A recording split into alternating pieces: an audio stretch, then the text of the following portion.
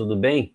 E essa notícia, né, que está bombando aí nas mídias sociais do The New York Times, dizendo que o Brasil é justamente a fábrica de espiões da Federação Russa, algo que realmente surpreendeu muita gente, mas para quem que está já há muito tempo acompanhando os desdobramentos com relação a fatos geopolíticos aqui no Brasil e tudo mais, não é muita novidade, né, pessoal? Até porque já tiveram outras situações aqui, né? Mas é realmente uma matéria interessante que mostra pela primeira vez, né, que os russos eles estão muito engajados aqui no Brasil, justamente para formar esses espiões, né? O camarada chega aqui no país, né? Ele consegue de alguma maneira uma identidade falsa, certidão de nascimento falsa, ele consegue.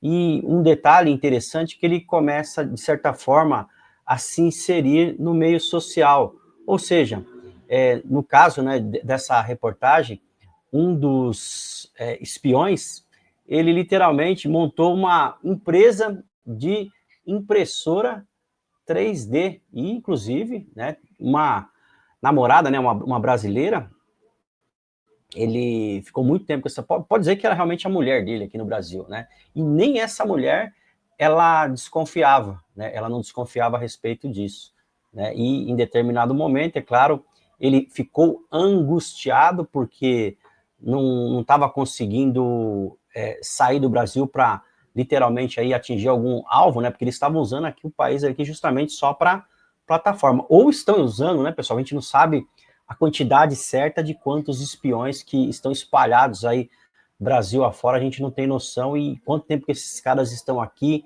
e quando que esses caras vão sair para suas atividades. Imagine quantos caras que já não, vamos dizer, se formaram em espiões, né, aqui dentro e já foram agir aí em vários países da Europa, Estados Unidos e por aí vai, né? Inclusive, a gente nos faz lembrar, né, que teve o caso daquele espião russo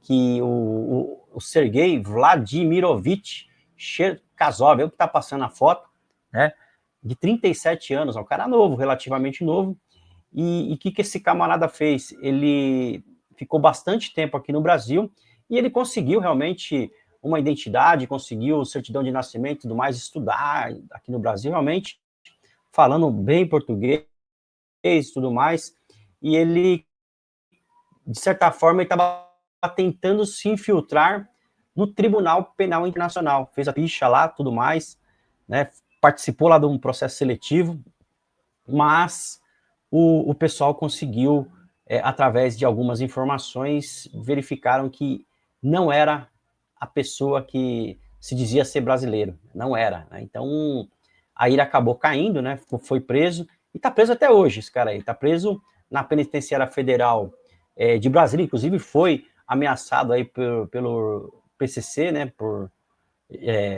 pelas coisas que fez, tudo mais, os caras não concordam com isso aí, então ele se sentiu ameaçado pelo PCC.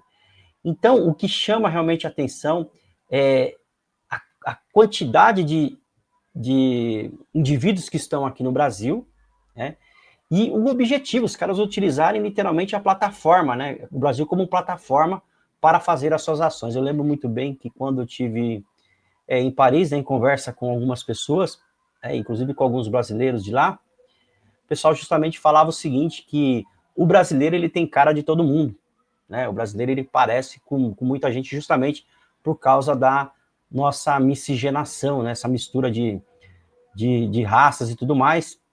Isso faz com que o país seja, né, um alvo da Rússia, e não só da Rússia, mas também provavelmente até de outros países. Mas a Polícia Federal ela vem fazendo um trabalho muito interessante em cima disso daí, e, de certa forma, conseguiu deter alguns deles, inclusive esse que estava no Brasil e que tinha aí essa fábrica de impressora, essa impressora 3D, né, que é objeto dessa matéria do The New York Times, ele deixou muitas pistas, né, ele deixou materiais assim muito importantes e que fizeram com que a própria Polícia Federal divulgasse as fotos dos seus amigos, né, vários e vários arquivos importantes que estão em poder da Polícia Federal. Eles, inclusive, claro, mandaram para a Interpol, espalharam aí por várias partes do mundo, e pelo menos esses caras aí, eles não serão mais espiões, né? Esses aí, pelo menos, com certeza, não serão mais, né? É bem provável que não. E aí um detalhe interessante também, que esse último aí, que é objeto da matéria, ele era casado, né, e a mulher dele, inclusive, ela é uma espiã também e estava fazendo serviços em outras partes. A matéria ela é realmente interessante, pessoal, e até convido para que vocês leiam essa matéria, que mostra realmente a vulnerabilidade, né, como o Brasil é vulnerável nessas questões, né? Os caras justamente escolhiam áreas rurais, né, para pegarem lá dados, né?